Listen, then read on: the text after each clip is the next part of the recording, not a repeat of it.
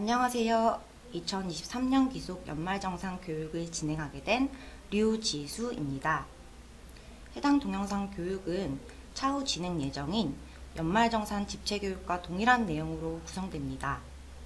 따라서 집체교육에 참여하지 못하신 분들은 해당 동영상을 통해 연말정산을 진행해 보시면 되겠습니다. 그리고 동영상 강의와 함께 보면 좋은 교육 자료가 준비되어 있는데요.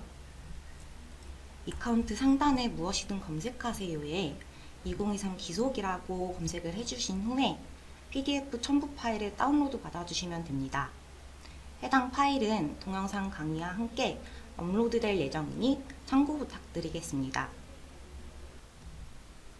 본격적인 교육에 앞서서 동영상 강좌의 교육 순서에 대해서 안내를 해드리겠습니다.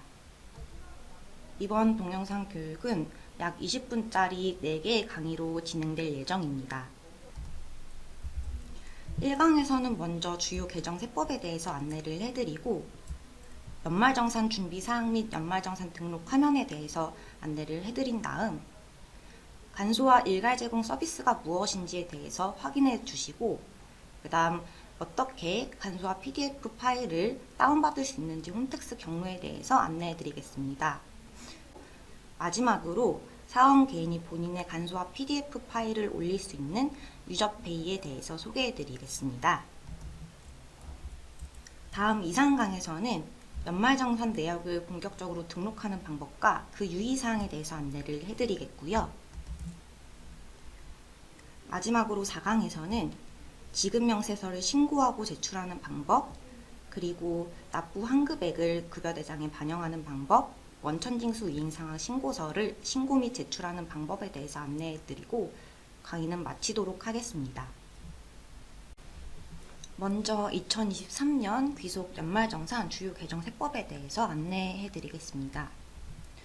첫 번째로 보실 항목은 신용카드인데요. 신용카드 사용분에 대한 공제율이 일부 상향되었습니다. 먼저 대중교통부터 보시면 2023년 사용분에 대해서 80%가 적용됩니다. 그리고 전통시장의 경우에는 2023년 4월분부터 12월 말일분에 대해서 50%의 공제율이 적용되고요. 그리고 문화비 같은 경우에는 23년 4월 1일부터 12월 말일까지 사용분에 대해서 40%가 공제되는 점 확인해 보시면 되겠습니다. 그리고 2022년 소득공제되었던 신용카드 소비 증가분에 대해서는 2023년에는 적용되지 않는다는 점 업무에 참고해 주시면 되겠고요. 기부금에 관련돼서는 고향사랑 기부금이 추가되어 해당 기부 내역을 공제받을 수 있도록 변경되었습니다. 10만원 이하분에 대해서는 최대 99,909원의 한도로 적용이 되고요. 10만원 초과 500만원 이하분에 대해서는 해당 금액의 15%가 적용됩니다. 이 부분 확인해 주시면 되겠습니다. 교육비 같은 경우에는 대학 입학 전형료와 수능 응시료로 지출한 내역도 세액공제 받을 수 있도록 변경되었으니 이 부분 체크 부탁드리겠습니다. 그 다음으로 보실 항목은 연금계좌입니다.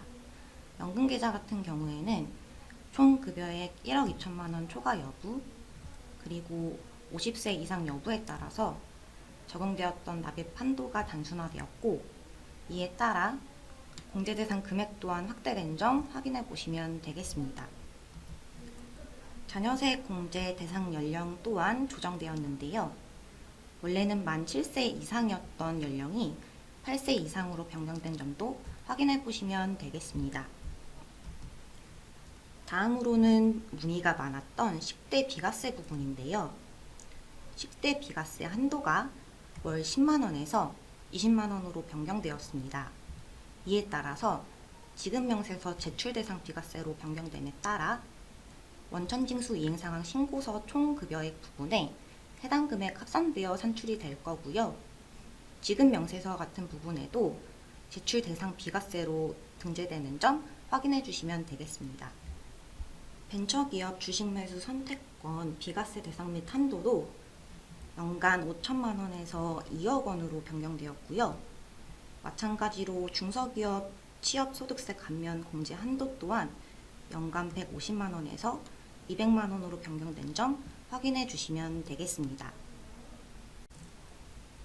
다음으로는 연말정산 기초 설정 및 준비 사항에 대해서 안내해 드리겠습니다. 교재 5쪽 보시면 되겠고요. 화면 같은 경우에는 관리, 급여 관리, 급여 작업, 급여 계산 대장 쪽으로 들어와 주시면 되겠습니다. 첫 번째로 급여 계산 대장 쪽에서 1년치 급여 대장이 제대로 작성되어 있는지 확인해 보셔야 합니다. 해당 급여 대장 같은 경우에는 추후 연말정산 시 연말정산의 기초 자료가 되므로 꼭 작성을 해 주셔야 되겠는데요. 주의해 주실 점은 간혹 가다가 급여 대장을 월별이 아닌 연별로 등록을 해주시는 분들이 계십니다. 이 경우에는 월별로 적용되는 비과세 한도가 정상적으로 반영되지 않으니까 주의해 주시길 바라겠습니다. 다음으로는 수당 등록 메뉴에 들어가 주셔야 되겠습니다. 수당 등록 메뉴에 들어와 주신 다음 급여 대장의 수당별로 비과세 유형이 제대로 연결되어 있는지를 확인해 주셔야 됩니다. 만약 잘못 반영되어 있다면 비과세 유형을 더블 클릭하여 적절한 비과세 유형을 선택한 후에 저장을 눌러주시면 비과세 유형이 반영이 되는데요.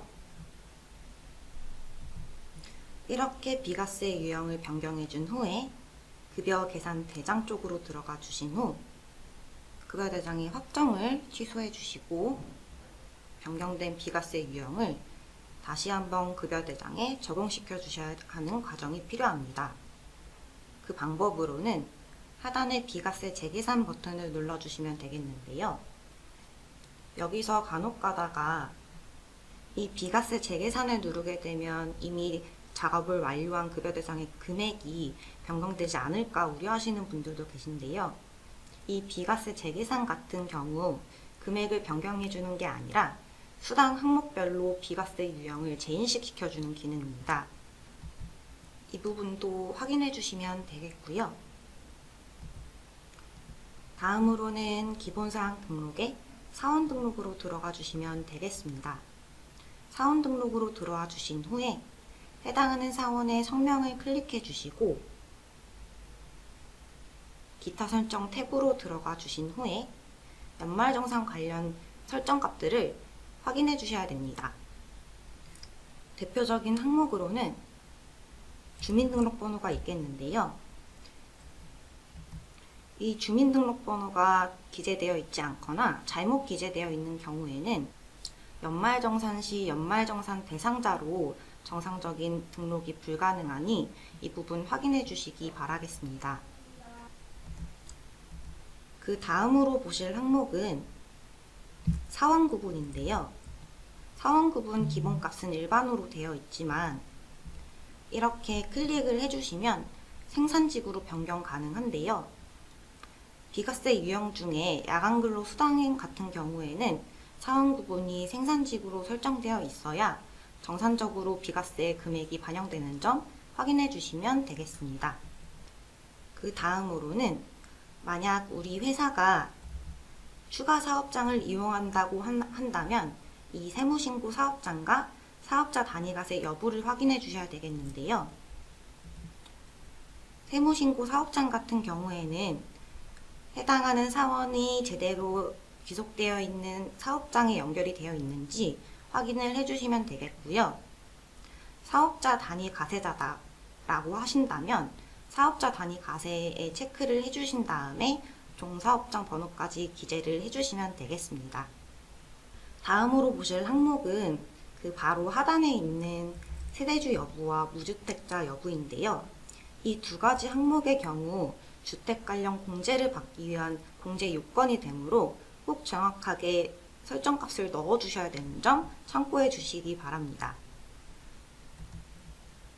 마지막으로 보실 항목은 하단에 있는 감면 소득 적용 여부인데요. 특히 주의해서 봐주실 부분은 해당하는 감면 코드와 감면 기간입니다. 만약 내가 중소기업 취업 감면과 같은 감면을 받고 있다고 한다면 해당하는 감면 코드를 적절하게 선택하여 넣어주신 후에 감면 기간을 설정해 주시고 저장을 눌러주시면 되겠습니다. 이렇게 설정을 해주셔야지 연말정산 시에 새 감면 쪽에서 해당 코드로 입력한 급여 대상 금액이 반영되므로 주의해 주시기 바라겠습니다. 이렇게 기초 설정을 마친 후에 화면을 닫아주시고요. 세무, 원천징수, 연말정산, 정산내역 등록 수정에 들어와 보시면 상단에 서치 버튼을 확인하실 수 있습니다. 서치 버튼 눌러서 귀속연도 선택을 해주시고 해당하는 사업장을 올바르게 선택을 해주신 후에 검색을 눌러보시면 연말정산 대상 사원을 보실 수 있겠는데요. 만약 대상자가 해당 리스트에 없다면 하단의 대상자 추가 버튼을 눌러서 연말정산 대상자를 추가하실 수 있겠는데요. 클릭을 해보시면 이렇게 연말정산 대상자가 나오게 되고 만약 사원 등록에서 주민등록번호를 제대로 기재하지 않았다면 이렇게 주민등록번호 오류라는 오류 메시지가 나오게 됩니다. 이 경우라면 아까 전에 진행했던 것처럼 사원 등록 기타 설정 탭에 들어가서 주민번호를 수정해 주시면 되겠습니다. 이렇게 연말정산 대상자 추가 시 추가로 참고해 주실 것은 만약 2023년 12월 31일에 퇴사한 직원이 있다면 이 직원은 중도정산으로도 처리할 수 있고 연말정산으로도 처리가 가능합니다. 만약 연말정산을 진행하고 싶다고 하신다면 상단에 서치 버튼을 눌러서 퇴직자 포함 버튼을 눌러주신 후에 이렇게 대상자 추가도 가능하신 점 확인해 보시면 되겠습니다. 이렇게 대상자 추가까지 완료가 됐다면 사원별로 정산내역 등록 버튼을 클릭하여 연말정산 내역을 업로드할 수 있습니다. 연말정산 내역을 업로드하기 전에 급여 및 예상세액 조회 혹은 저장 계산 처리 버튼을 눌러주시면 급여 대장에 입력해 놓았던 급여 정보를 미리 확인해 주실 수 있는 점도 참고해 주시면 되겠습니다. 그리고 하단의 연말정산 간소화 PDF 버튼을 클릭하여 본격적으로 간소화 PDF 자료를 업로드할 수 있겠는데요. 여기서 잠깐 연말정산 간소화 일괄 제공 서비스를 안내 드리도록 하겠습니다. 교재는 8쪽 보시면 되겠고요. 간소화 자료 일괄 제공 서비스란 회사에서 홈택스에 사원 명단을 올리게 되면 홈택스에서 회사에게 각 사원들의 간소화 PDF 자료를 일괄로 제공해주는 서비스입니다.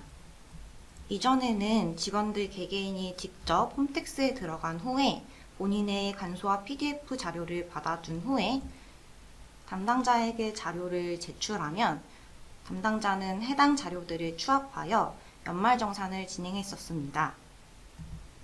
해당 서비스 도입 이후로는 이런 불필요한 과정이 줄어들어 연말정산을 조금 더 편리하게 이용해 보실 수 있도록 변경되었습니다. 다만 최초 1회에 한해서 직원 개인이 직접 홈택스에 접속하여 자료 제공에 동의하는 과정이 필요합니다. 하지만 이런 과정은 동일 회사에 계속 재직하는 경우에는 최초 1회 동의만으로 동의는 매년 자동 갱신되니 이 점도 참고해 주시면 되겠습니다. 이렇게 해당 서비스를 통하여 연말정산을 조금 더 편리하게 이용해 보실 수는 있지만 디카운트에서 진행하는 연말정산 진행 방식에는 변경이 없다는 점도 확인해 주시면 되겠습니다. 그렇다면 사원들의 연말정산 간소화 PDF 파일을 어디서 다운로드 받을 수 있는지 그 경로에 대해서 알아보겠습니다. 교재는 6쪽 봐주시면 되겠습니다. 우선 국세청 홈페이지 화면으로 들어와 주신 후에 상단에 장려금, 연말정산, 전자기부금 카테고리에 마우스를 올려주시고 연말정산 간소화 부분에서 근로자 소득세액공제 자료 조회를 클릭해 주시면 되겠습니다. 그러면 다음 화면이 이렇게 나타나게 되는데요. 현재는 화면이 활성화되어 있지 않아 교재로 확인을 해보겠습니다. 교재 7쪽을 확인해 주시면 이렇게 아까 보았던 홈택스 화면이 나오는데요. 여기에서 해당 월을 체크해 주신 후에 한 번에 내려받기를 클릭해 주시면 됩니다. 주의사항은 중도 입사자의 경우에는 실제 근무했던 근로기간 동안의 데이터만 조회를 해주셔야 하는 점 참고해 주시기 바라겠습니다. 이렇게 한 번에 내려받기를 클릭을 해주시게 되면 내려받을 공제 항목을 체크할 수 있는 창이 나오는데요. 공제 항목을 체크해 주신 후 마찬가지로 내려받기 버튼을 클릭해 주시면 되겠습니다. 만약 간소화 PDF 파일을 올려야 할 사원들이 많은 회사의 경우에는 담당자가 해당 작업을 진행하게 되면 많은 시간이 소요될 수 있습니다. 이런 경우에는 유저페이를 이용해서 사원 개인이 본인의 간소화 PDF 파일을 업로드하여 작업 시간을 줄일 수 있습니다. 해당 기능을 이용하시려면 먼저 유저페이 기능 사용 설정을 해주셔야 합니다. 메뉴는 셀프 커스터마이징, 기타 관리 시스템, 유저페이 설정에 유저페이 설정으로 들어와 주시면 되겠습니다. 해당 메뉴에 들어와 보시면 유저페이 사용 여부라고 되어 있는데요. 이 부분을 클릭해 주신 후에 사용 여부를 사용으로 체크해 주시고 유저페이 그룹의 돋보기 버튼을 클릭해 주신 후에 해당하는 그룹 코드를 넣어 주시고 저장을 눌러 주시면 설정까지 완료가 되겠습니다. 이렇게 유저페이 사용 여부 설정이 끝났다면 유저페이에 접속하기 위해 사원별로 비밀번호를 설정해주는 과정이 필요합니다.